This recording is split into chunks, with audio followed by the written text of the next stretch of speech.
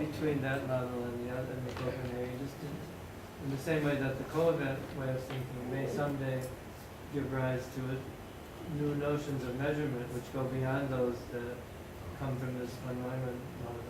And then you could have again an experimental decision. Or it could, in principle, it's very likely that it would produce slightly different predictions from the Born one, but that's for the future. Yeah. So I think eventually all this will lead to some. Let's see. Yes. One other thing I could just say, I think that it's a mistake to just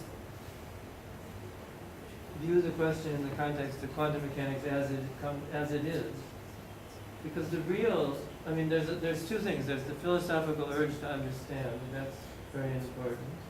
That's basically what you've been talking about. But there's also the question of the future of physics. Half the meaning, if not more than half the meaning of some interpretation or some formulation of a theory that we have now is how it leads us to a better theory.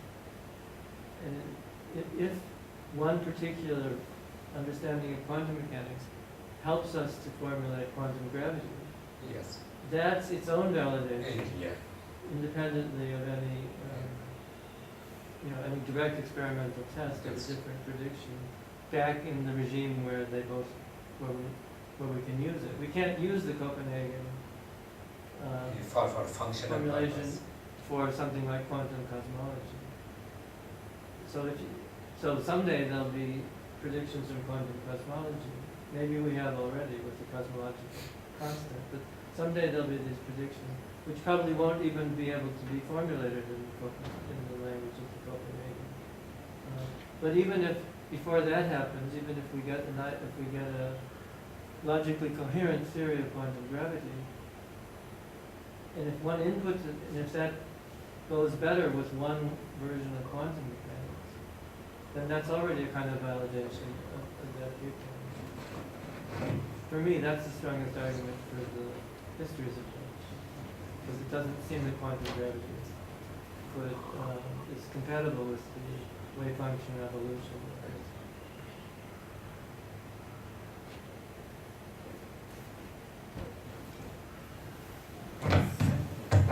You said mesoscopic measuring devices that we have are fundamentally different.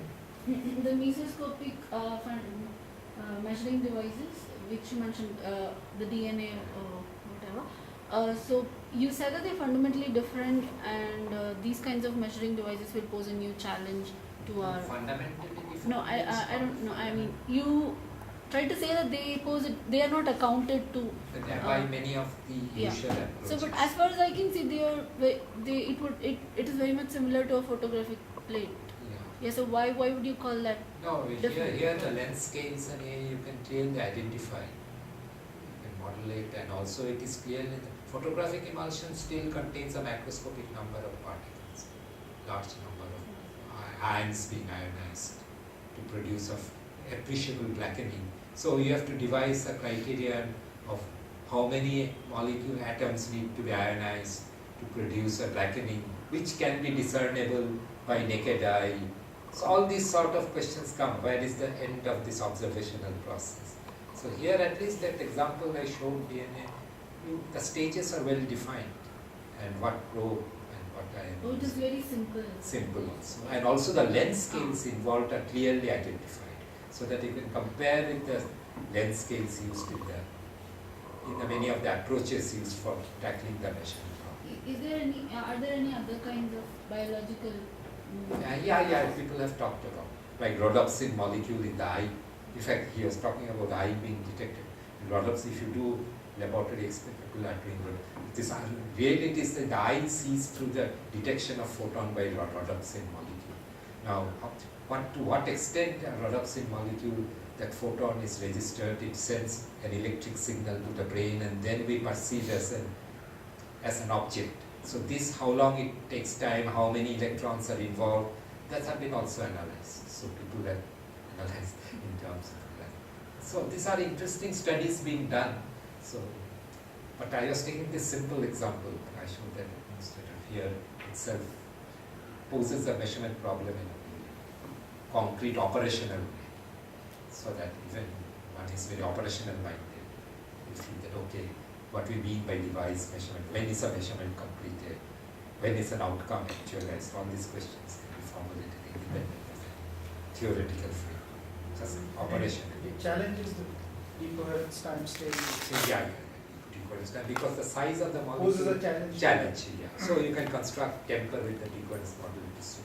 So in that way, it can produce a constraint, because usual decoherence model considered sizes and dust molecules, and but this is at a much lower level. As I mentioned, 10 to the power 3, 4 atomic mass units. So that is this intermediate range between 1 gram and 1 AMU. There's a whole range. And already people have shown double slit interference up to 10 to the power 3 AMU. 10 to the power 3, and even now with the 7,000 AMU organic molecule. So it is going up to 10 to the power 4 atomic mass units. The recent double slit experiments with large organic molecules of dimension 2 nanometer. So these are already double slit. So already in superposition at that level, they can control decoherence. So up to that length scale, 10 to the power 3, 10 to the power 4 quantum mechanical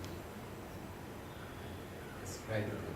But then it's interesting up to that mass scale, DNA molecules can also act as a measuring device. And when do you consider the measurement process to be concluded?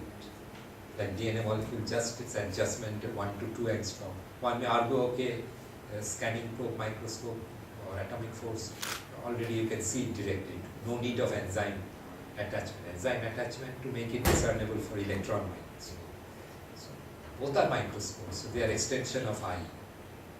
So in that sense, they are also macroscopically discernible. So people can go arguing, but you can make it operationally. So at least you can say that, okay, the outcome is actualized definitely. So it is hard to believe that only before I use the electron microscope, the outcome must have actualized one or the other.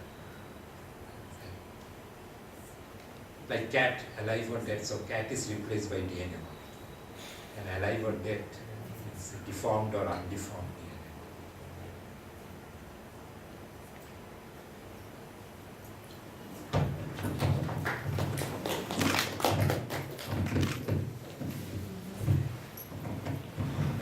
Okay.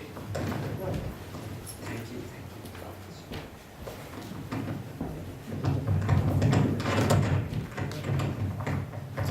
Thank you very much for coming.